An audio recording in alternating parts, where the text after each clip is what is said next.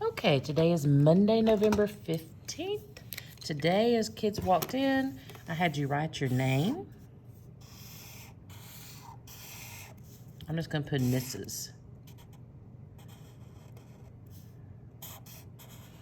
And I asked everybody to write it in straight lines, but you can see I messed up one place right here. After we wrote it, we watched a video on slope, and we learned some things about that there are 4 types of slope. Okay, I put the video in the update so you can go watch those. We talked about positive slope. Positive slope is going to go look like we've been using. It's going to be a line that goes up and to the right. Okay, it could be at any kind of angle as long as it's not straight or straight up and down or straight across. It has to have a diagonal. Okay, so it's going up. So the direction of the line is up and to the right. Okay, the equation would look like this. Y equals mx, because remember, m is our slope. That tells us how steep your line's going to be. Okay, or it could be y equals mx plus b. This still gives you a linear, it's still a linear equation. It still gives you a line, and it's positive because our m is positive. Now, a negative slope, we did talk about that last week, is going to go down and to the right. Okay, so it's not going to go, if I go down and to the right here, it's going to be positive. So we don't go down to the left, it's always down to the right. So it's always going to be down and to the right. Now that equation is going to look like this. Your m is going to be negative.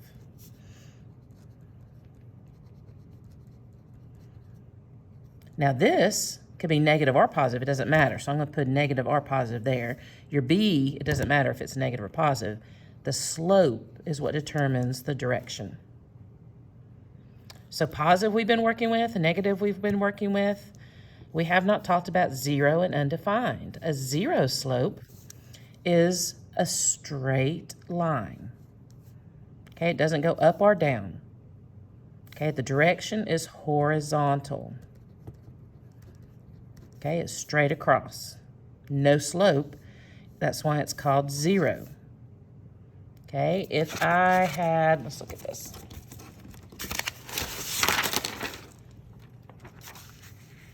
If I had this line right here, well, let's just do this. Okay, I'm gonna draw a line right here.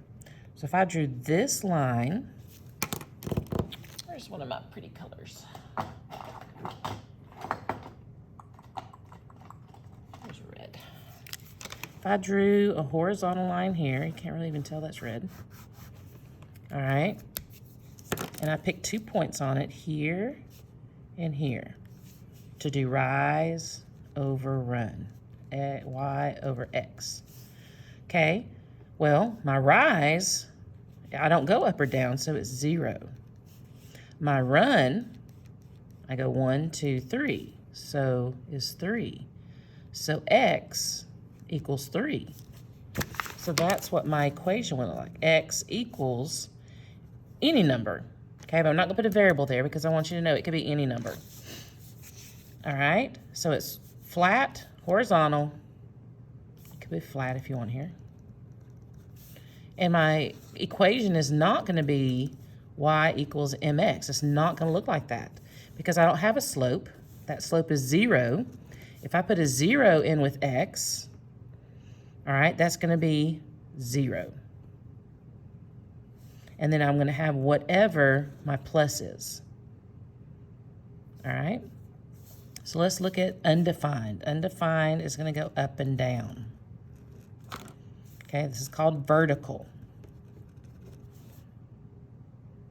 Okay, if I look back at another graph, and I graph one that's straight up and down, and I take here and here 2 points, and I try to find the distance, rise over run, y over x.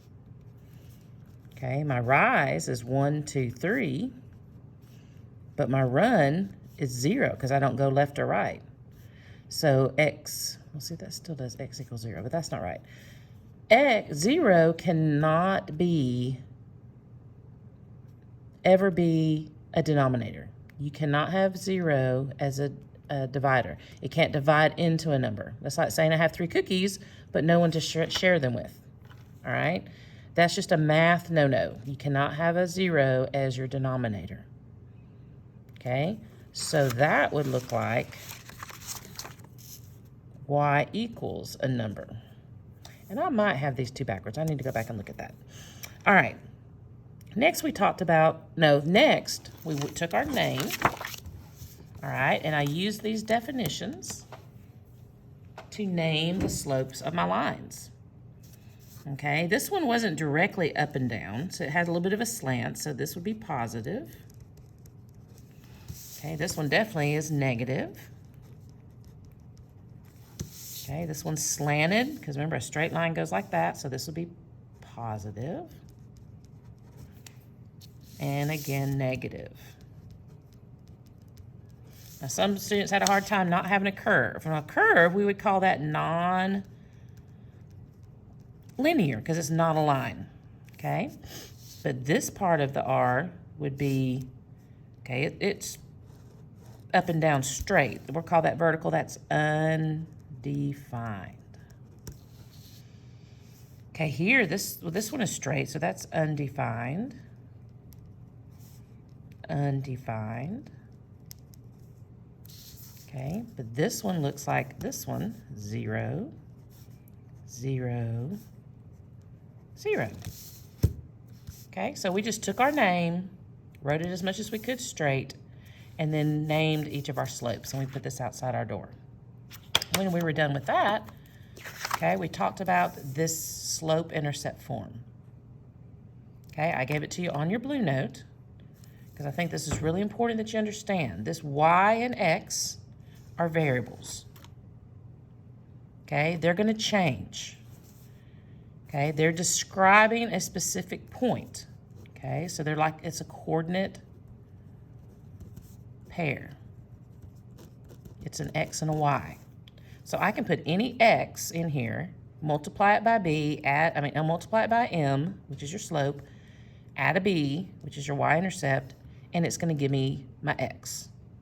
So this formula, this equation finds y. Okay? The y and x are just placeholders for each of the points on a line. So if I have my coordinate and here's my line, each little piece of that line is a point, and they're all pushed together. Any point on that line can be a solution to this. Okay? So if I pick, say I pick this dot, and I say that's 1, 2, 3, so that's my x is 3, and I go up, say 1, let's see, 2, 3, 4, 5, those coordinates would be 3, 5. So this is x, this is y. So this would be 5 equals m times 3 plus, well, we can guess what our b is here. If this was 5, that's probably 3. Okay, we'll have more information than that, but I just wanted you to kind of see how that related. It doesn't matter what x's and y I put in here, this equation will work out and tell me what my y is. Okay, but we're not doing that right now.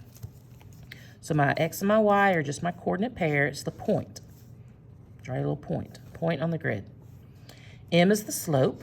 That tells me how steep this line is. The y-intercept describes where the line crosses x. Okay, I want you to write, it's my first point. It is where I start. Okay, so we looked at some graphs on the screen, or some slides. Don't know, help us, how long is it? And first thing we did today is just see what the slope is and what the y-intercept form. But let me show you a little bit about what that means. So here, this is a graph. Look, I'm telling you the answer. Here's the graph, okay? And I could write the equation for this. Y equals something x plus something. Well, I know that this number is where my line is going to cross my x, y, and here's where it does. So that's a positive 3. So I can put 3 here, okay, because there's my 3. It already gives it to me. Then I can find my slope, all right? So my slope, this time, it's a negative slope, so my rise is going to be down. That's fine. I'm going to go from here. Well, here's one. Here's an intersection. I can go down 2, so that would be 2, over 1. So my slope would just be 2. We know that it's a 1, but we don't have to put it in there. Another reason that this is good, let's say I wrote y equals 3/4 x plus 2. Well, yeah, let's say 2. No, let's say 1. Make sure I have enough room. Another thing we have to do is graph it from here. So this is my y-intercept, so I know it's going to cross it with 1. Okay, this is not the line here. But I can draw the line based on just my slope and my 1. So I know I start here. That's my first point. I use my slope to find the next point. So I go up 3, so 1, 2, 3. Then I hang a right and go 4. 1, 2, 3, 4. Because this is my rise, so I went up 3. 4 is my run. I went over 4. So look, this line's going to be very similar to that. I had a little ruler up here. If I get a straight edge, I can line these up in the intersection. And then now I've got my line. So this is what we're going to have to do for a 3. We're going to have to be able to read a line and draw the equation. We're going to have to read an equation and draw the line. Okay, that's what we're going to be practicing the next couple of days. But what we practice today is just finding the slope and the y-intercept. Okay, and we used this formula. So here's the equation. So which would be the slope? Okay, we just have to look. It's y equals mx plus b. 3 is my slope. I'm going to write it as slope, as run over rise, because we know if it's just a whole number, it really has a 100. Because if we were trying to draw that line, I need that 1 to know I go over to the right 1. So it's up 3 over 1. Up 3 over 1 for a slope of 3, because it's 3 over 1. Then my y-intercept is simply the last number, so it would be 4. Okay, this is really simple. This formula, this equation tells you what the y-intercept is and what the slope is. Let's look at these down here. Let's do this side first. Here again, here's my slope. So my slope is 2 over 1. My y-intercept is 4. Here, my slope is negative 7. It's important if there's a negative sign that you have to put it as your slope. Oh, over 1, sorry. Okay, and then here's my y-intercept. So this, what kind of line would this be? If you said negative, you are right. What kind of line would this be? Positive. Okay, that's important too. What about here? Here we already have a fraction, so it's 1/2 is my slope. My intercept is negative 3. Does that make this a positive or negative line? It's still a positive line because our slope is positive. Negative 3 just tells us where it's going to cross the y-axis. Let's do one more. Before we do this one, let me show you something. One other thing that's going to throw us for a loop a little bit is that not every time, you're not always going to see your formula, your equation like this. Sometimes they may have it y minus 8 equals 1/3 x. And before we can find our slope and our intercept, we have to get it into this format. So I need it to say y equals the 1/3 x that's already there, but I need it to have this 8. Remember, when we're doing one-step equations, I've got to use inverse operations. I can't just move it. I've got to use math to move it. So I've got to add it here. If I add 8 here, that cancels out and leaves my y. And then if I add 8 over here, that gives me my y-intercept. Okay, and this now looks like that. So 1/3 is my slope. My intercept is 8. Okay, let's look at this problem. What if it said y plus 3x equals 4? Does that look like y equals mx plus b? No. This needs to be over here. So we're going to use our inverse operations, and we're going to move that whole term. Not just the x, or not just the 3, but the whole term at one time. So we're going to subtract 3x from both sides. This cancels, so y equals, and I'm going to put my negative 3x here because that's where it is for mx. I have a negative 3x plus 4. Now, well, I should have had that. I should have done this subtract, and then it would have been the same equation. But just know that if you get an equation, it doesn't look like y equals mx plus b, you might have to do some inverse operations to move it. Okay? So this is what we talked about today, and we'll do some more practice on it tomorrow.